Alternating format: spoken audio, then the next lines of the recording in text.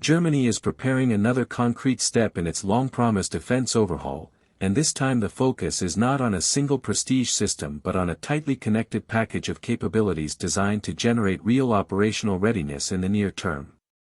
The emerging procurement bundle, expected to be cleared by the Bundestag's Budget Committee in a closed session, combines additional H145M light helicopters, a massive acquisition of night vision devices, and further stocks of IRIS-T SLM surface-to-air missiles. Together, they do far more than add inventory. They reshape how German forces can move, see, protect, and react across NATO's frontlines from the Baltic region to the Black Sea. At the heart of the package is an expansion of the H145M fleet, strengthening a platform that has quietly become central to Germany's concept for agile air power and special operations support. By converting options within an existing framework contract into firm orders, Berlin is moving toward a total fleet size that supports both the German Air Force and Army with a standardized, flexible light helicopter. Instead of starting a new, lengthy competition to replace its outgoing Tiger attack helicopters with another heavily armed and complex gunship, Germany is deliberately stacking numbers, availability, and modularity. This signals a preference for aircraft that can be kept flying in high tempo rather than boutique assets that look impressive on paper but are difficult to sustain in real-world operations.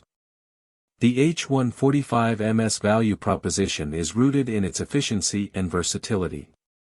Its compact twin-engine design, advanced digital cockpit, and modern autopilot allow crews to operate in demanding conditions with reduced workload and higher safety margins.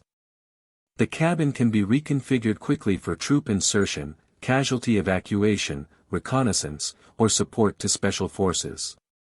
For commanders, this means that a single type can be tasked across multiple mission sets without requiring complex, parallel fleets. A larger number of common helicopters, supported by shared training and logistics, directly translates into more sorties, broader geographic coverage, and faster response times when crises break out. The weapons and mission systems architecture amplify this effect. The H145M can be equipped through a modular kit approach that scales from basic door guns to guided munitions, turning the helicopter into a light attack and overwatch platform when needed. Integration work on modern precision weapons, including anti-armor missiles and advanced rocket systems, gives the aircraft an ability to deliver standoff effects at relatively low operating cost. For a Bundeswehr that is phasing out the Tiger without upgrading it to the latest standard, this path offers a pragmatic way to retain precision engagement options. The trade-off is clear: less armor and brute force firepower than a dedicated heavy attack helicopter, but more aircraft in the air, more often, with enough punch to matter in many realistic employment scenarios. Operationally, a larger H145M fleet is especially relevant for dispersed basing and mobility-centric concepts that have been accelerated by lessons from the war in Ukraine. In any future European conflict, large, static helicopter bases will be prime targets for missiles and drones. A fleet of light, easily supportable helicopters capable of operating from improvised forward locations, roads, or small fields fits far better with a doctrine that emphasizes survivability through dispersion and mobility. Their relatively low acoustic and visual signature, compatibility with night vision operations, and precise handling characteristics support low-altitude profiles and time-sensitive missions where surprise and stealth outweigh armor thickness. However, light helicopters are survivable and useful only if supported by credible air defense and a force that can fight effectively in the dark. This is where the other elements of the German package become strategically important. Additional IRIS-T SLM missiles and associated systems reinforce a ground-based air defense architecture that has already demonstrated its relevance in Ukraine through export deployments. These systems are designed to detect and intercept cruise missiles, aircraft, and some classes of unmanned threats at significant ranges. When such batteries protect staging areas, logistics hubs, and forward refueling points, they reduce the vulnerability of rotary assets and ground units to precision strikes and drone harassment. Helicopters operating under the umbrella of a modern air defense network can focus on their missions instead of constantly relocating in panic. The planned purchase of around 100,000 night vision devices from European suppliers is equally consequential.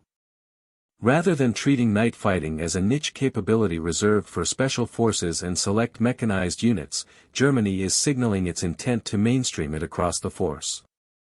Equipping maneuver units, support elements, and training establishments at this scale makes movement and combat after dark the norm rather than the exception. For NATO's deterrence posture, this shift is more than a tactical upgrade. It complicates any potential adversary's targeting cycle, compresses reaction timelines, and allows German units to exploit darkness for protection, deception, and tempo. It aligns Germany with the operational realities where whoever owns the night shapes the battlefield. This bundle also serves a clear industrial and political logic. Airbus helicopters in Donauwörth secures sustained production and support activity on a platform used by multiple NATO members, reinforcing shared logistics and interoperability. Hensoldt and other European partners gain stable demand for sensors, optics, and radars that are already central to continental air defense and reconnaissance efforts.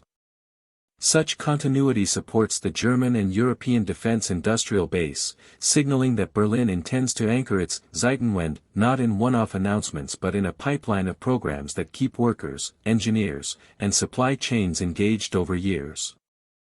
From the perspective of allies, the message is that Germany is moving toward a force profile that is more usable, more integrated, and better aligned with alliance requirements.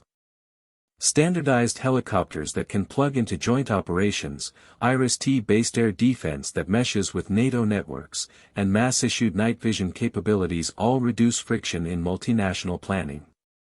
Germany is positioning itself as a framework nation able to provide enablers, mobility, protection, reconnaissance, rather than just headline platforms with limited practical availability. The limitations of the approach are real and should not be ignored.